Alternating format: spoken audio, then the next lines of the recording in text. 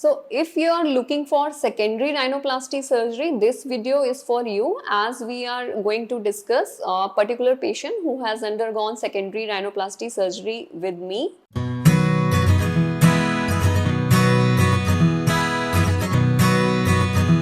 Hi, I am Dr. Akanksha Sharma, board certified plastic surgeon practicing in Jaipur. So today we'll discuss a particular case who has been undergone secondary rhinoplasty with me.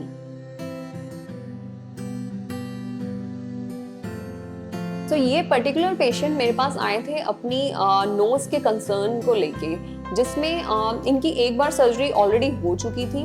एक बार surgery में जैसा इनको पहले बताया गया था कि nose का सेप्टम डेविएटेड है, तो सेप्टम उसमें से निकाल दिया गया था। एंड जैसा कि आप अभी भी देख सकते हैं इसमें बिफोर पिक्चर में, जिसमें नोज़ जो है वो अभी भी डेविएटेड है, नोज़ बहुत ही आगे जाके पॉइंटी हो गया है, टिप बहुत ही नीचे आ गई है एंड पीछे से नोज़ में हम्प भी है। तो ये सारी प्रॉब्लम्स ऑलरेडी एग्जिस्ट कर रही थी एंड ये कंसर्न थे इन सब प्रॉब्लम्स को लेके।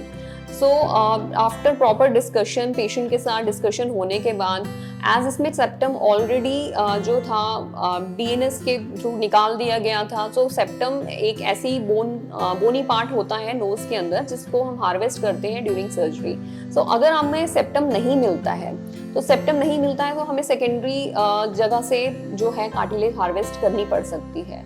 वो सेकेंडरी जो होती है वो हम रिब में से या फिर ईयर की कार्टिलेज हार्वेस्ट करते हैं, but most commonly rib harvest करते हैं। सो इन पर्टिकुलर पेशेंट में जब सर्जरी परफॉर्म की गई, जब सर्जरी में जो ओपन राइनोप्लास्टी की गई, तो सेप्टम ऑल्दो इसमें हार्वेस्ट हो चुका था, थ्रू एंड थ्रू एक होल था from right to left side, but still I am able to get some septum from there and that septum was sufficient to perform even the secondary rhinoplasty.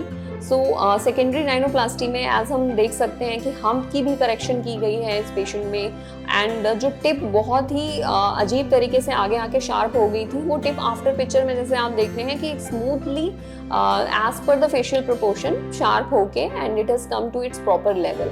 So after the surgery, in before after pictures आप देख सकते हैं दोनों में difference जो है, and specially जो हमारी डॉर्सल एस्थेटिक लाइन है जो नोज के ऊपर होती हैं, वो पर्टिकुलरली आफ्टर पिक्चर में कितने with this thing with light shading and all, you can see they are shining in a proper way also.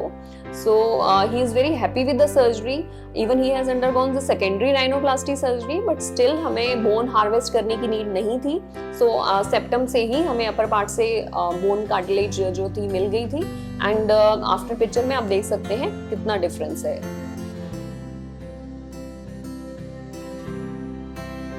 सो जो नेजल टिप है वो बहुत ही इम्पॉर्टेंट पार्ट प्ले करता है राइनोप्लास्टी सर्जरी में। राइनोप्लास्टी सर्जरी में सिर्फ जो डेविएशन है उसको करेक्ट करना ही नहीं सर्जरी है। नेजल टिप जो होती है, यानी कि नोज की हमारी की जो आगे की टिप होती है, वो एक स्मूथली शार्प होके आनी चाहिए, and that is very important. Nose में कुछ कार्टिलेजेस होती हैं नोज की टिप में, जिनको अगर हम प्रॉपरली अलाइन करें तो वो कार्टिलेजेस बहुत ही अच्छे तरीके से आपकी नोज की टिप को डिफाइन करती हैं। So those are called the tip defining points. So हम इस बिफोर आफ्टर पिक्चर में देख सकते हैं कि how much difference is there in the before, जिसमें नोज बिल्कुल भी प्रोपोर्शनेट नहीं है फेस के according, and in after picture how much it is proportionate to the face, and overall आपकी पूरी की पूरी लुक चेंज हो जाती है अगर आपका नोज जो है फेस से बिल्कुल प्रोपोर्शनेटली मैच करता है।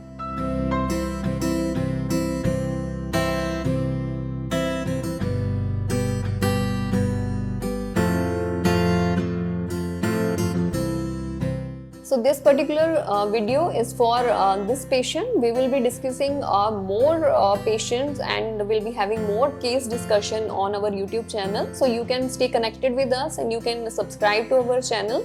Thank you.